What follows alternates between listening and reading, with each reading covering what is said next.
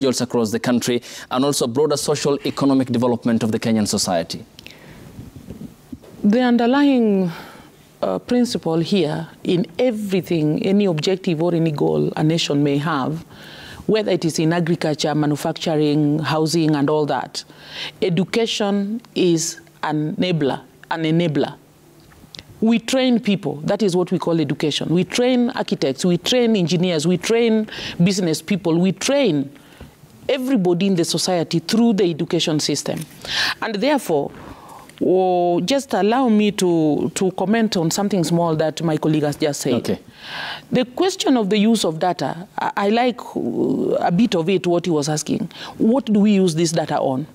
But the question is, according to me, why I still maintain that the government, which is the coordinator of the whole learning system, is not ready to roll this thing uniformly out in the entire country. Mm-hmm. The question is that internet accessibility. I'm glad those who are in Nairobi and Kiambu and wherever, we can access that internet whichever way. But those who are in the flanks of this country, I come from Migori County, and with my internet-enabled phone, there are some sections of that county that if I am there, you cannot access me. It will tell you Muteja. Now the question is, whose responsibility is it to make sure that that internet is available? So I'm begging Kenyans, let us not really mix up and confuse things. Mm-hmm. Like even what Dr. Mugo is saying, I agree with him totally, and we had all concurred. The reasons for which CBC is being thought about are all good and very noble. Okay. But the question is, the implementation process is not helping us to achieve those objectives uniformly throughout the country. Thank you. So when we are talking about empowering people, and look, even now, our current government, which is in place, what was the main carrier that drove them to power? It was the appeal to uplift the burden of the poor. Okay.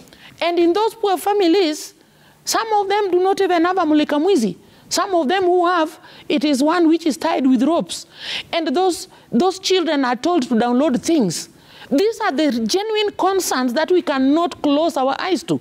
Much as I appreciate what is happening in CBC. Yes. But look, God lifted me from the quagmire through those systems that the government had put in the place then to ensure that a poor daughter like me went to school to the level of a PhD. Okay. Facilitation. Thank you. Now, that's why we are saying, much as there are those parents who may not be willing to use their money to educate their children, again, our government agencies need to be very, very meticulous in identifying who are really the needy children. Look about even like the case of CDF. I thank God for CDF. But let me tell you, and Honorable is here, some of our MPs would use the CDF to reward their people who supported them, even if they are able.